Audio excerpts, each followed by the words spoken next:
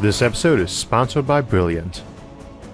In the future, we may be able to produce hamburger synthetically, sparing the cows and pigs and chickens, but we might also be able to have mammoth burgers and dino steaks.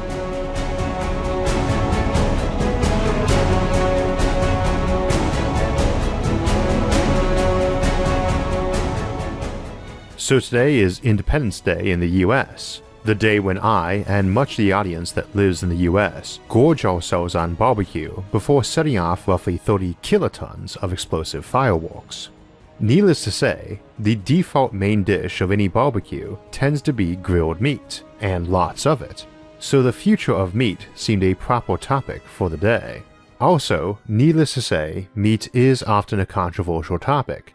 Many folks object to eating meat for moral or environmental reasons, but today we will mostly bypass those considerations.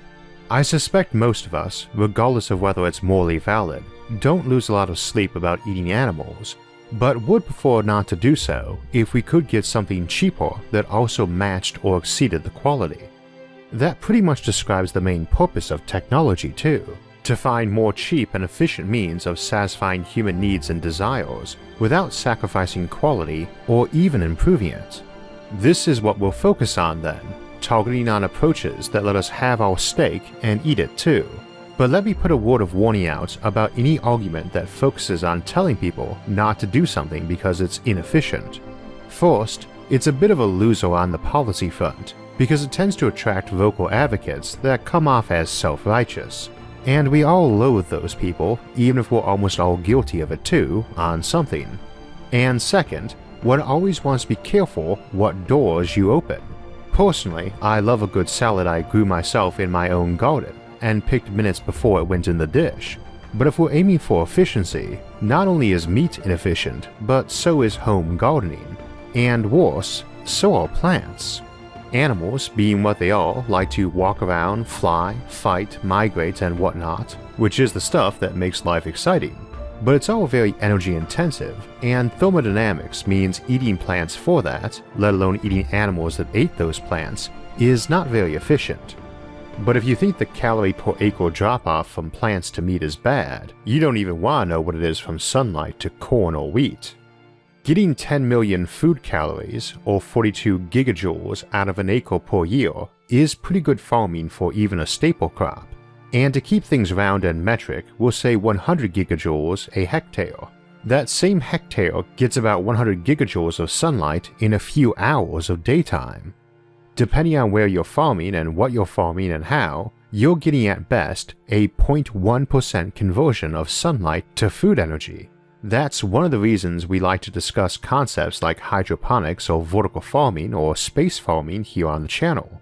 We can do way better when we control all the factors and can ensure every photon of light is optimized in its use.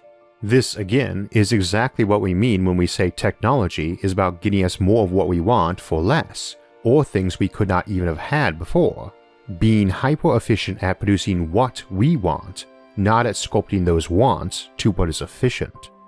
Personal restraint is a good thing, but I tend to feel it should be personal, not imposed or pressured wherever possible, and we do research and technology to expand our options, not limit them. Our topic today being synthetic meat, it's also important to remember that it is merely the most urgent thing to synthesize. If we can start synthesizing other foods more economically and ecologically than we can grow them, then that will come next. Done right, it means fresh food on demand and ridiculously cheap and high in quality that is equal or better to traditional foods in every important way. Done wrong, it's where we get rather selective and high-handed in defining what the important part is. In this regard, we don't even want to limit ourselves to nutritional value, taste, texture, smell, and look, but also remember why we like big barbecues and feasts so much. Which is to say, they appeal to our very primal enjoyment of sharing food and company while that food is prepared. Food and everything around it is one of the core drives, and thus one of the fulcrums for things like stress, anxiety, confidence, camaraderie, and so on. There's a lot of debate about how early humans tended to eat, partially because you're talking about many thousands of years of many thousands of diverse tribes with changing options, and partially because it's hard for us to find out what types and ratios of food they actually ate. When you think about it, even when we do find an ancient corpse intact enough to analyze their stomach contents, that's a pretty dubious sample since it was their last meal, the thing they ate before they died, which typically was not from what we call natural causes. Even those few who did die of old age probably did it mostly toothless, and thus not eating their preferred lifetime diet, so it skews the sample a bit. Of course, we do know what our ancestors mostly ate, and that was mostly nothing. Hunger was a pretty common thing for them, and most of us nowadays don't really know that feeling of grinding despair that prolonged and regular deprivation causes, or the joy that came when the hunters or gatherers came in carrying a deer or sack of tubers, and they could turn to their kids and tell them they were eating today and well. All barbecues and feasts commemorate that very old and very primal relief and joy and companionship that occurs in the acquisition, preparation, and consumption of such bounty with our friends and family. Which is not to say you should rush off to one today or start planning a dinner party, nor casually glut yourself. But personally, just speaking for myself, I tend to find hobbies like gardening or cooking or hosting or attending very positive things for oneself and others, and dare say a lot of folks would be happier if they spent more time doing that and less time online or watching TV, except for the show of course, which you should watch and subscribe and like and share with others. Needless to say, an excess of these things isn't a great idea either. I just got done with a year and a half of diet and exercise to get back into the shape I was in when I left the army and knock off the 100 pounds my joy of cooking gifted me. But yeah, feasts are good things, go enjoy life, but with moderation. I get asked a lot on Memorial Day if, as a veteran, I approve of folks having cookouts on days of remembrance, and I always say yes, just don't forget what the day is about, which I tend to assume they have since they asked my opinion without using a Ouija board. Wrong holiday. Whether in celebration or mourning or both at once, sharing a meal with loved ones is often a good thing. Key thing, before we finally get into the meat of today's topic, is that food is about more than simple physical sustenance, so anything we do which is synthetic needs to address more than that. It also offers us some rare new opportunities. If I can vat grow or print a rhino steak or elephant burger, that's something I can eat guilt-free. Indeed, it can even be beneficial if some of the profits and R&D efforts are being directed to maintaining nature preserves for rhinos or elephants. Always look for those extras. If I can bring back an extinct species like the dodo or the mammoth from related technologies to growing exotic meats or vice versa, that's a very good thing. So too, if I can synthesize bread flour or rice in huge vats or printers, instead of in a field that could be used for other things, and at a fraction of the price, and with a far more varied nutritional and flavor spectrum. I mean, if you like bacon bits on your salad, wouldn't a bacon salad be even cooler? And while one might question the ethics of funding de-extinction technology just to have a mammoth burger or dino steak, if that ultimately ends in being able to visit the zoo and see a saber-toothed tiger while eating some Kentucky Fried Raptor that never involved a slaughterhouse, and which resulted in no expanding waistline or hardening arteries because we'd better mastered biotechnology and medicine, that's hard to argue as anything but awesome. Our main focus today is going to be on the current efforts, mostly on the printing of various modern meats. But we don't want to ignore what really impressive biotechnology might offer, and that might be some surprising things, like a hybrid apple tree whose apples were rich not just in proteins, but those essential amino acids human bodies don't make and often are deficient in plants, or an apple tree whose apples were actually meat, which sounds pretty creepy when you think about what that sap might need to be, but especially as we move out from Earth to new worlds we've claimed or built, creating some decidedly new and evolutionarily implausible ecologies does seem like the sort of thing we'd do, and we'll look at that more throughout the summer. I should also mention another alternative on that is to grow the whole critter without a brain. There are a lot of mutations in animals that cause a condition known as microcephaly, literally tiny head. As you might guess, these mutations result in animals with small heads and small brains. In fact, in some cases, mutant animals will be born with nothing but a brainstem. In other words, no actual cognitive function. So we are talking about cows, pigs, and chickens that are really just living meat in the shape of an animal. It sounds rather ghastly too, like something from the Matrix, though arguably less so than eating something with a brain. But it does make that apple meat tree sound nicer. Until relatively recently, most meat alternatives were usually either focused on actual meat alternatives, like eating bugs or some other animal we deemed healthier or more efficient, or taking plants like soybean or mushrooms and making it into products that looked or tasted more like meat. I got raised mostly vegetarian, so I tried a lot of those growing up, and I actually liked some of them but never thought they tasted much like meat. If you're curious, my mom is a vegetarian, not for ethical reasons, she just doesn't like meat, but you typically have to enjoy a food to cook it well, so I was usually quite happy as a kid to eat veggie too, at home anyway. But while my love of vegetables hasn't waned, I'm not personally fond of most meat substitutes, nor do I regard them as even vaguely tasting like the meat they allegedly substituted, even when they were tasty in their own right, which some are. I choose to view them as a new type of food though, rather than a replacement. Synthetic meats aim to be the real deal, so we might as well ask how we make the basic meat cells. As you probably know, meat is mostly made out of proteins, which are one of the basic types of building blocks of life, although it certainly has fat too, and a negligible amount of carbohydrates, two other types of life's basic building blocks. It turns out that plants also have all three of these building blocks, but in different variations and in different quantities. So if you want to turn plants into meat, you really need to take a very close look at the specific types of proteins and fats found in the meat you want to copy. Then go and find some plants that make those specific proteins and fats, if not in the same quantities, and break them apart biochemically or even synthesize them in a lab. This actually has already been done for beef, and the exact process was a lot more weird than you're probably imagining. Basically, scientists digested a bit of beef to get it into a form that could be processed, then fed this slurry into something called a chromatography column, which is basically just a packed substrate that separates molecules based on physical properties. They let this drip through the column, and at the bottom they collected all the individual building blocks, each and every type of protein and fat, and gave these samples to human tasters. The tasters wrote descriptions of each component, which is really the only way you can figure out how the different parts contribute to the overall beefiness. And a synthetic beef was assembled by putting the parts back together again based upon how their flavor was described by the tasters. Obviously, it's a lot more complicated than that, since the order you add the parts and any sort of additional treatment is important, especially for the finished texture.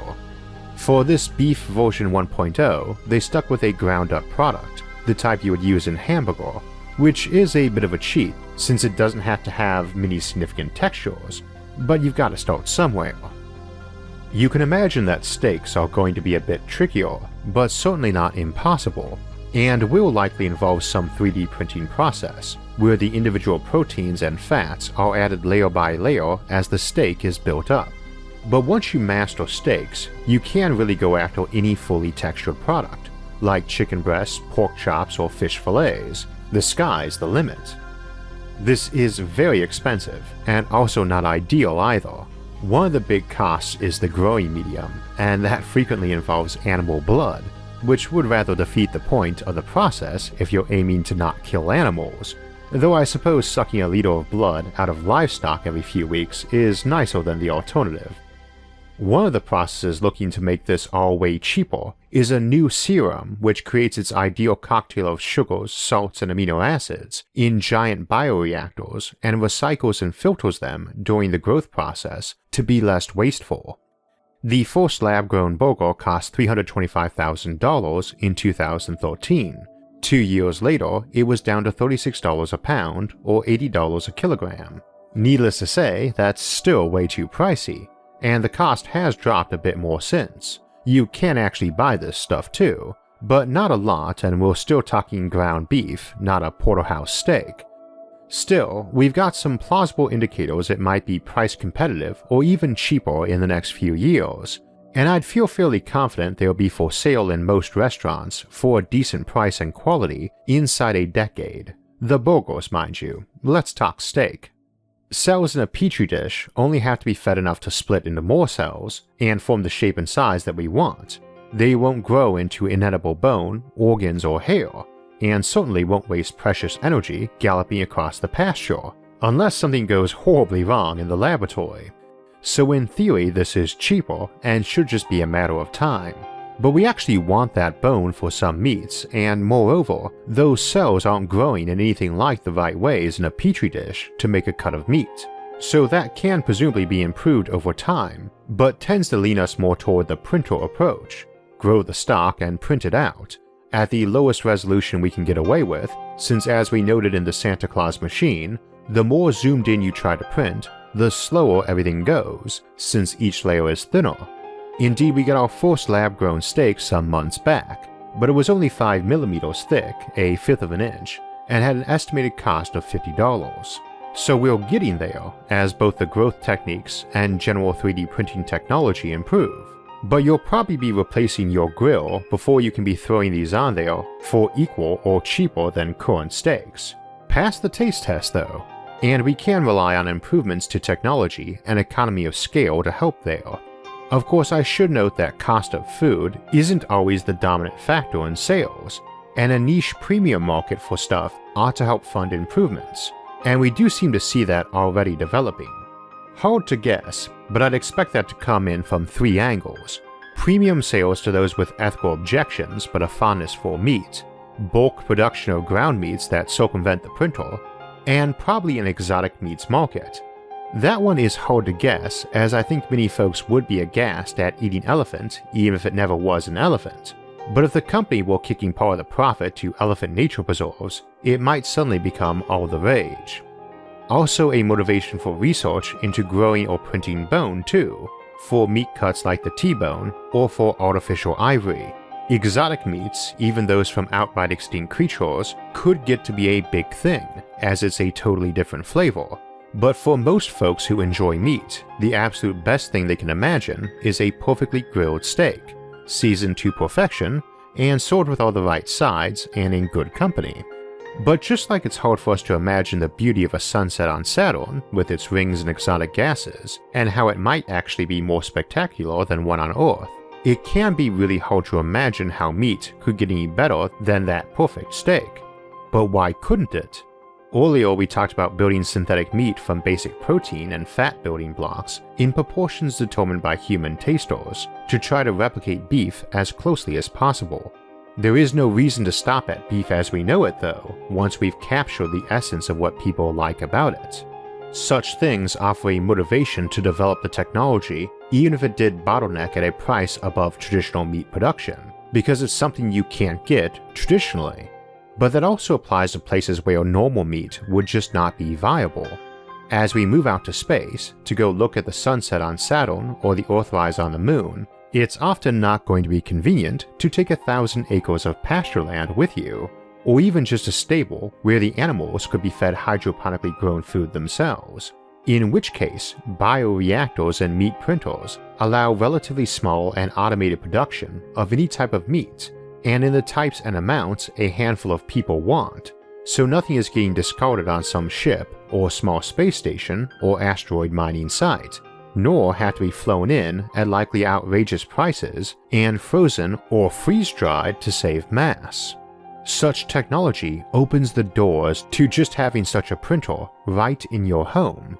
But I should say realistically, such printers will likely never be so fast they could compete with a grocery store, especially one with rapid drone deliveries, which I'm betting will be a thing, artificial meat or not, within a decade or two tops. If the print times for a typical steak can be reduced to a few hours, rather than a few weeks like it is currently, we might start seeing meat printers in home like we see bread makers though. I suspect households with pets might see the critters parking themselves impatiently next to the Metatron 3000 though.